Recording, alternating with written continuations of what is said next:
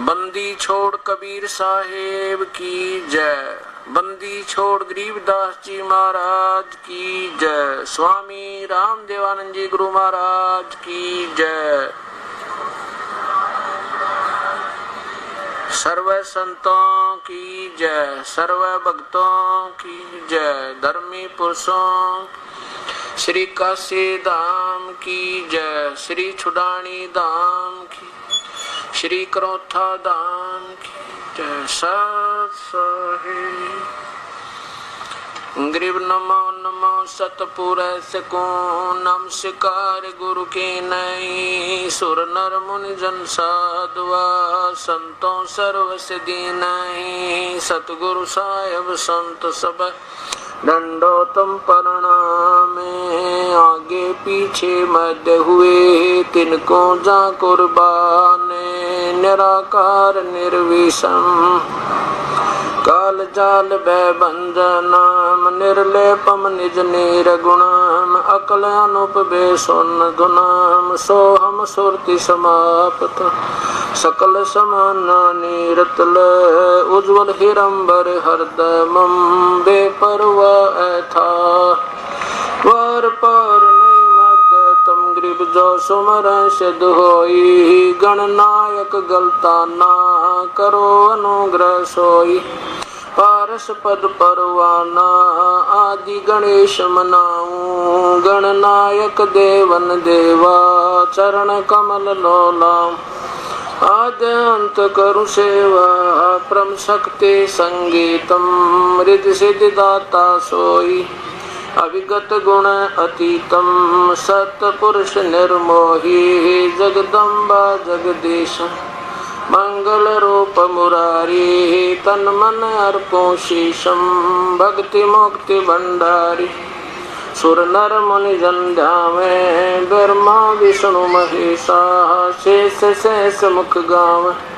पूजय आदि गणेशा इंद्र कुबेर सरीखा। वरुण धर्म राय दावे। समर्थ जीवन जी का मन इच्छा फल पावे। 33 कोटि अदारा धावे सहस 88।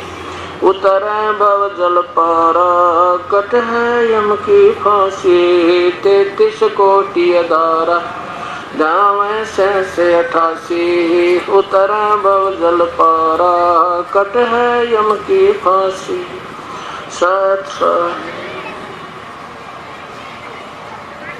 कर जोरों विनती करूं। दरों चरण पर शीस। गुरु राम देवानंद जी महाराज ने दिया नाम बख्शीश। कोटि कोटि सजदा करूं। कोटि कोटि प्रणाम। चरण कमल में राखियो मैं बंदी जाम गुलाम। कुत्ता तेरे दरबार का मोतिया मेरा नाम। गले प्रेम की जेवड़ी राखें तो आ जाऊं मैं। तो करो तो बावड़ो दूर दूर करो तो जाऊं। जो रखो तो ही रहूं। जो देव सखा अवगुण किए तो बहुत किए। करत न मनिहारे। बावे बंदा बख्श दियो। बावे गर्दन उतार। अवगुण मेरे बाप जी ही बख्शो गरीब नवाज। जो मैं पूत कपूत हूँ बर पिता को लाज। मैं अपराधी जन्म का नक्शक बरे व्यकार। तुम दाता दुख भंजना मेरी करो सवर। राम नाम रटते रहो जब तक घट में प्राण, कब हो तो दीन दयाल के हे भयंक पड़ेगी कान। लूट सको तो लूटियो राम नाम की लूटी, पीछे फिर पछताओगे हे प्राण जाएंगे छूटे। नहीं भरोसा देही का विंस जावे क्षण माही, श्वास उसास नाम जपो हो और यतन कछ नाही। परम पिता परमात्मा पूर्ण ब्रह्म परम अक्षर पुरुष सारी सृष्टि के रचनहार कुल मालिक परमेश्वर कबीर साहिब की असीम रज़ात है। इस पवित्र नगर जींद के अंदर ये परमात्मा की अमर कथा आज प्रारंभ हुई।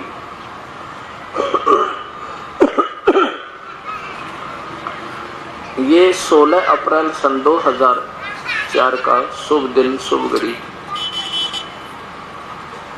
इस पवित्र नगरी को और इन पुण्य आत्माओं को प्राप्त हुआ। सौभाग्य है आपका। परमात्मा पूर्ण ब्रह्म सारी सृष्टि के रचनहार कुल मालिक आप ही आते हैं अपने सतलोक को त्याग कर इस काल के लोक में हम नादान आत्माओं को अपने वास्तविक घर का ज्ञान कराने के लिए। तुम कौन हो, कहां से आए हो, तुम्हारा उद्देश्य क्या था, तुम कर क्या रहे हो।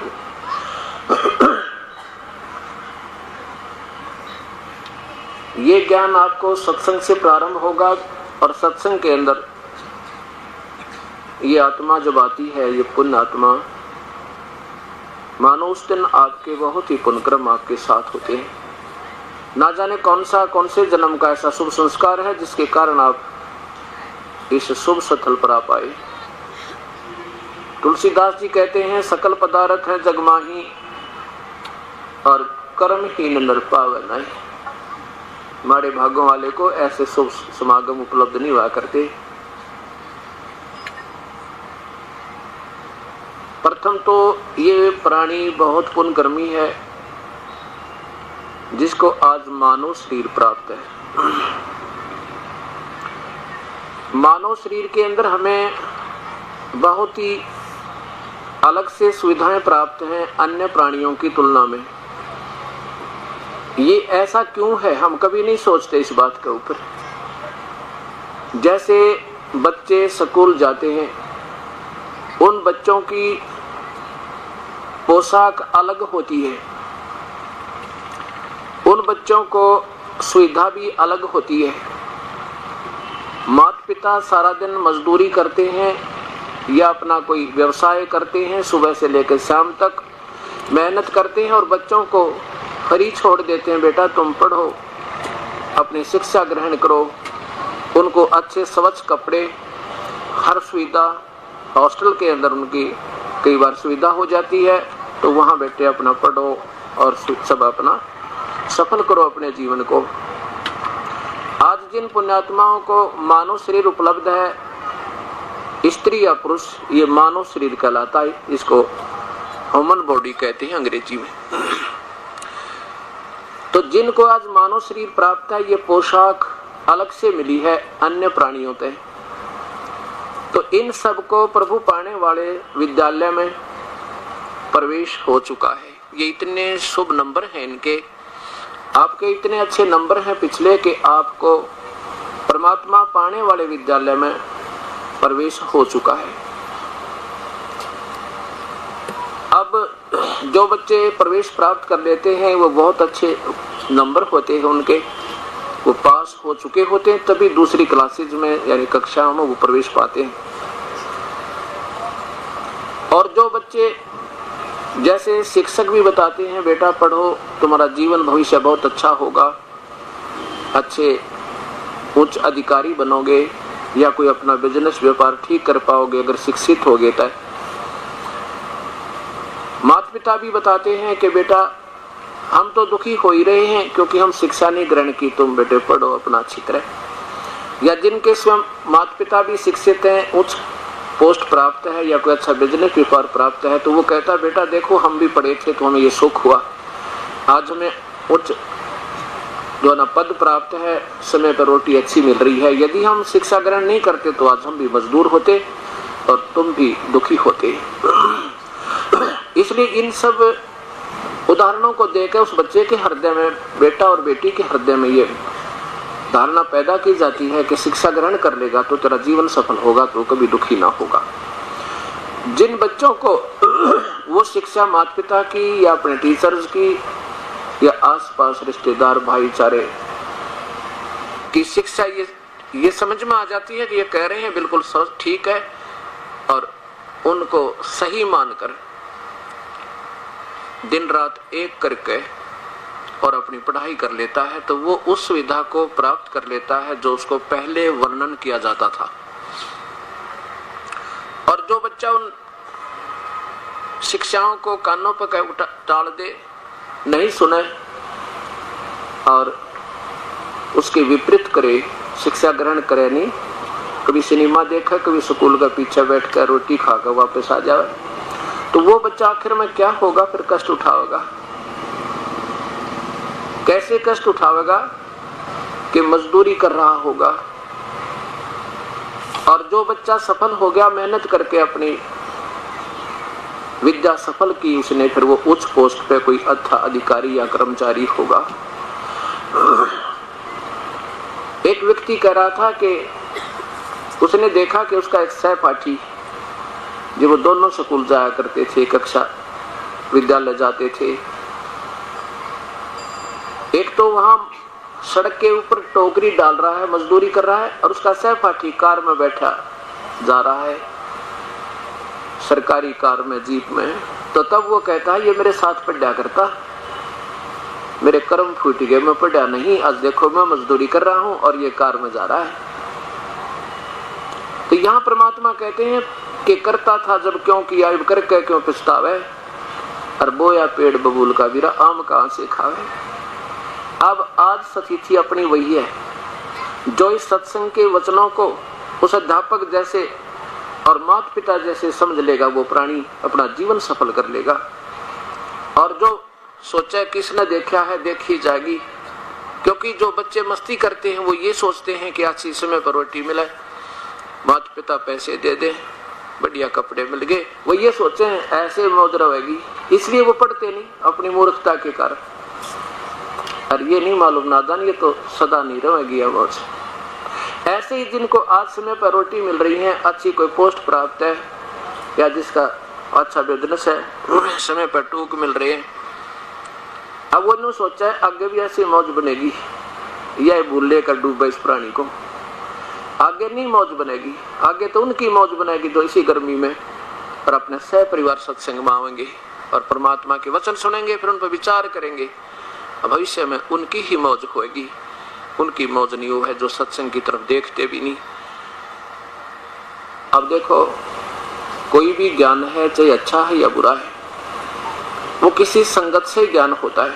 कुसंगत में पढ़ने से ये प्राणी शराबी कवाबी बन जाता है, चोर बन जाता है, एक दिन नहीं बन जाता, उसमें समय लगता है। जैसे कोई शराब पी रहा है, छोटा सा बच्चा 10-12 वर्ष का उनके पास बैठने लग जाए, तो उसको धीरे धीरे वो प्रैक्टिस कराया करें। कभी तो उसने गुजिया खिलाएंगे, कभी नो कहेंगे ले थोड़ी सी पी ले। आज प्रथम बार पीएगा तो वो नहीं उस शराब को सहन कर सकता, उल्टी आँखों में अगर काना में अगर उसके जो है ना बुरा हाल हो जाए। लेकिन फिर भी वो जो है ना पक्के होते हैं, वो इलाका माने उसको सिखा के माने, और फिर जब वो उस पर व्यस्त हो जाता है, फिर रोजाना की मन माने एक बोतल खींचे। अब इसी प्रकार जब सत्संग में आओगे तो एक दिन में ठीक है ना भी आपको अच्छा लगे सत्संग, कोई बात नहीं, पर आते ही रहिए। हम भी ऐसे ही करेंगे आपके साथ, फिर धीरे धीरे आते रहना, और एक दिन इतने आप व्यस्त हो जाओगे कि आप मेरे ख्याल में 100 किलोमीटर जाकर सत्संग को सुनोगे। ऐसा क्यों होगा? तुलसी पिछले पाप से हरि चर्चा न भावे, जैसे जवर के वेगते भाई भूख विदा हो जावे। जैसे बीमार आदमी को बुखार हो जाए और बुखार हो जाता है तो उसको वो स्वादिष्ट भोजन जो प्रतिदिन खाया करता था कड़वा लगे कुनीन के साथ, मनुखा दाख, घर वाले कहते हैं ले बेटा मनुखा दाख खा थोड़ी सी, वो कहता मुझे नहीं अच्छी लगती, रख दो एक तरफ, मैं नहीं खा सकता, उल्टी आने को हो जाती है। एक ग्रास नहीं खा पा रहा वो रोटी का, कारण क्या है? कहते हैं उसके बीमार ने उसके शरीर की व्यवस्था बिगाड़ दी, जिसके कारण उसको स्वादिष्ट भोजन भी आज कड़वा लग रहा है, अस्वादिष्ट लग रहा है। अब जो प्राणी सत्संग में नहीं आते हैं तो उनको ये बात अच्छी नहीं लगती। सत्संग के विचार जिनको अच्छे नहीं लगते तो वो समझो उनके ऊपर पाप कर्मों का दबाव है, और जिसके कारण उनके अंतःकरण में कमजोरी आ चुकी है, मलिनता आ गई, और जिसके कारण ये परमात्मा की मनुखा दाख, प्रभु की चर्चा रूपी मनुखा दाख भी उनको कड़वी लगती है, तो समझो उनके ऊपर वो पाप कर्मों का दबाव है। जैसे वो बीमार अगर खाना ना खावे, समझो कुछ दिन का मेहमान है, उसके लिए उसको क्या करना होगा कि जैसे टैबलेट्स होती हैं, कुनीन है या कड़वे कैप्सूल है, इंजेक्शन है, कड़वी दवाई है, पीने के सिरप है, वो उसने पीने पड़ेंगे, चाहे रुचिकर लगे चाहे अरुचिकर, और उस कड़वी दवाइयों को खा गया तो वो स्वस्थ हो जाएगा और उसकी जान बचेगी। इसी प्रकार यदि आप सत्संग आते रहे और ये ना अच्छे लगे तो भी बैठे बैठे सुनते ही रहना, और ये आपके कान के माध्यम से जैसे सिरिंज के द्वारा बॉडी में दवाई जो है ना मेडिसिन प्रवेश की जाती है, ऐसे चली जाएगी, और फिर ये अपनी क्रिया करेगी, क्योंकि ये परमात्मा के वचन है और ये आत्मा को अपने साथ खींचते हैं। और जितना भी आपका जैसे बीमार आदमी होता है बुखार उतरता चला जाएगा, जितना ही बुखार कम होगा उतनी ही एक आध ग्रास वो रोटी खाने लग जाएगा। ठीक इसी प्रकार आप सत्संग में आते रहिए, ना अच्छा लगे तो भी आते रहिए, और फिर देखना आपको यही अच्छा लगेगा, फिर और अच्छी कोई चीज लगेगी, क्योंकि हम भूल गए उस वस्तु को जिसकी हमें बचपन से मिलना चाहिए था, युगों से तलाश थी और वो हमें नहीं मिल पाई। अब सत्संग के अंदर प्राणी चाहे कोई जानबूझ के आवे चाहे अनजानपने में आ जा, सत्संग ने अपना असर करना ही होता है। जैसे अग्नि पर हाथ चाहे कोई जान कर रख दे और चाहे अनजानपने पर रखा जा, अग्नि अपना स्वभाव रखती है, अर्थात वो अपना इफेक्ट दिखाती है, अपना प्रभाव दिखाओगी। इसी प्रकार सत्संग के अंदर जो पुण्यात्मा एक बार आ गई, क्योंकि सत्संग में वही आओगा पुण्यात्मा होंगे, और चाहे बेशक आज आम समाज की दृष्टि से वो कितना ही हमने गिरा हुआ व्यक्ति नजर आता हो, जैसे कोई शराब पीवे और बर्बाद कर लिया परिवार, आप भी बर्बाद हुआ बैठा है, साथ में परिवार में अशांति, और वो सत्संग में आ जाए, वो प्यारी आत्मा, वो पुण्यात्मा होगी जो सत्संग में आ गई तय, और सत्संग में आएगा तो उस पर असर भी होगा। और चाहे कोई चोरी भी करता है, चाहे कोई डाके भी डालता है, अगर सत्संग में आ गया तो उस प्यारी आत्मा, वो पुण्य आत्मा होगी अगर सत्संग में आ गया था। और सत्संग में आने के बाद तो उसके भाग उदय हो जाएंगे, क्योंकि अनजानपने में जो गलतियां की जाती हैं जब ज्ञान होने पर वो प्राणी नहीं करता। जैसे अनजानपने में छोटा सा बच्चा सरप न पकड़ दे, वो 10 बेशक लो पर उसको डर कती नहीं, और चाहे बिजली के नंगे तार को छू लेगा, क्योंकि उसको डर नहीं, ज्ञान नहीं तो डर नहीं, ज्ञान होगा तो डर होगा। जब वो बड़ा हो जाएगा, समझदार हो जाएगा तो उसको डर लगेगा, और कोई कह देगा ना देखना सामने तार पड़ा है, एकदम दूर हो जाएगा। चाहे वो कहीं से क्रैक भी ना हो तो भी डर लगेगा, क्योंकि वो इतना सियाना हो गया कि हो सके बिजली बड़ी खतरनाक वस्तु है और कहीं क्रैक ना हो। और सियाना होने के बाद कोई कह देगा सरप है, ना होगा तो भी एकदम जंप करेगा, इधर उधर देखेगा कहाँ वो ऐसा भयंकर जानवर। तो ऐसे जब हम सत्संग में आएंगे तो हमें पता चलेगा कि मनुष्य जीवन ऐसे बर्बाद करने का नहीं है जैसे हम खो रहे थे। और ये बीड़ी शराब मांस तंबाकू कभी छूना भी नहीं चाहिए था, जिसको हम एक शौक बना लिया। अनजानपने में ये गलतियां हम करें, और ज्ञान होगा तो छूट जाएगी। आज 90% अशांति का कारण, 90% अशांति का कारण आज ये सत्संग की कमी, और जिसके कारण ये प्राणी कोई शराब पी रहा है, कोई मांस खा रहा है, कोई रिश्वत करे, कोई लेवे, कोई चोरी करे। अब देखो, जो रिश्वत लेकर के अपने बच्चों की परवरिश करते हैं, एक समय ऐसा होगा उसको अपने परिवार को जहर देने की आवश्यकता नहीं पड़ेगी।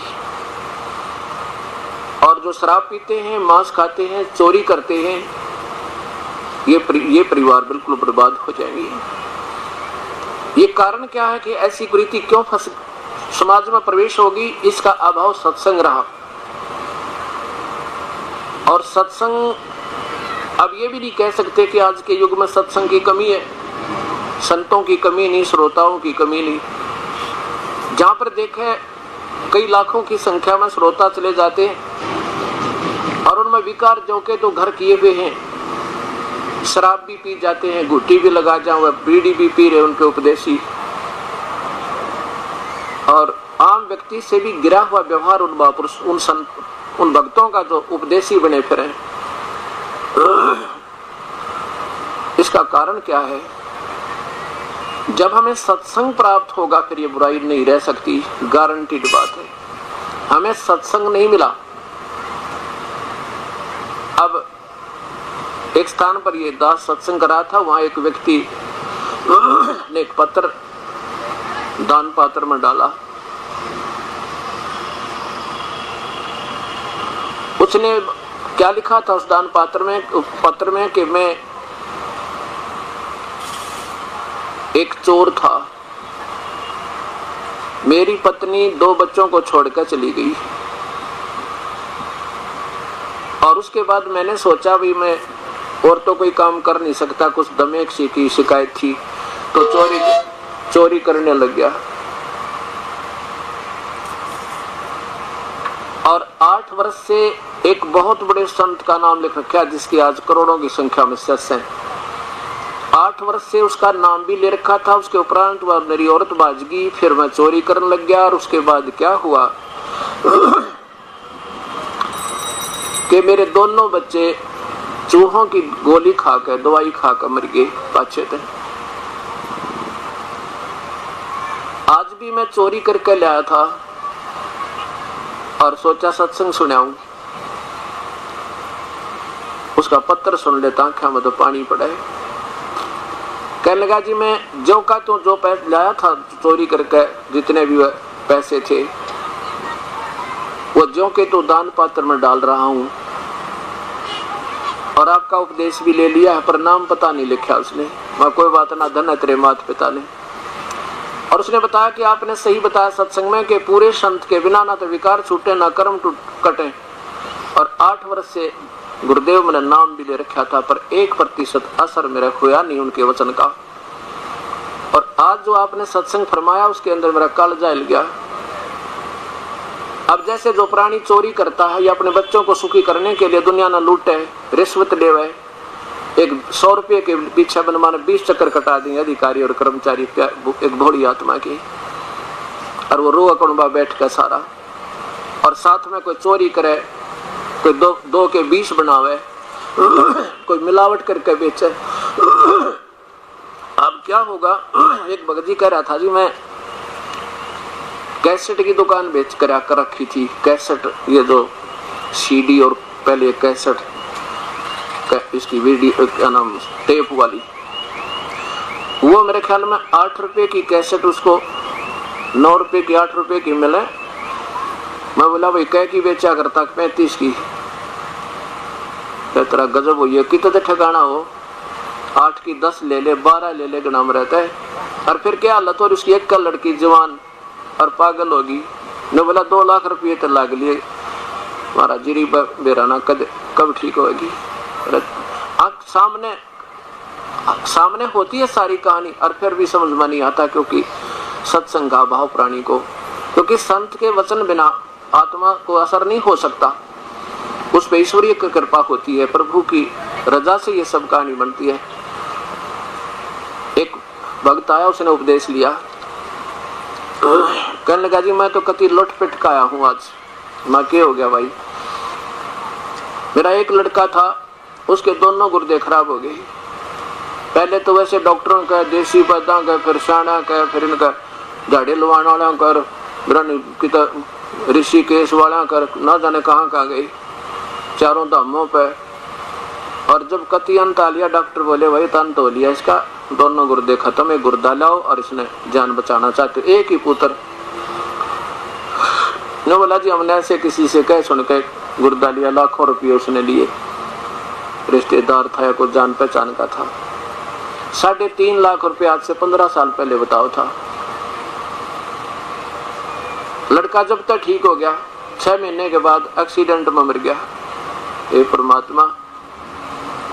फिर बताओ था अपनी कहानी ने, बोला जी मैं घना नीच आत्मा था, अब वर्णन करूं तो मैंने शर्म आवन, वो कर्म जो मैं करया करता। तो यहाँ अब सत्संग में आने से इन बातों का ज्ञान होता है कि हम क्या कर रहे हैं, क्या करने जा रहे हैं। परमात्मा का संविधान है कि न तो एक तिल आप ज्यादा ले सकते, ना एक तिल कम कर सकते।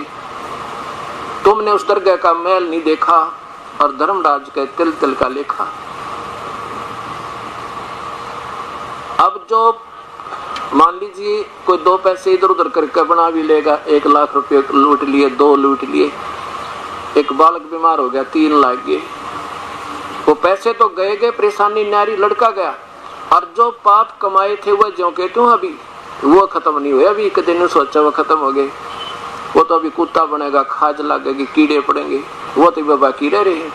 तो ये अज्ञानता क्यों है? क्योंकि हम भगवान की महिमा से अपरिचित हो लिए। अगर इंसान अपने ही प्रयत्न और अपनी मेहनत से, अपनी सोच पूछ से जैसा साहूकार हो जाता, फिर क्या जरूरत मेहनत करने की? फिर परमात्मा का विधान कहाँ रहा? एक नया पैसा आप ज्यादा नहीं ले सकते या भूल सा अपने।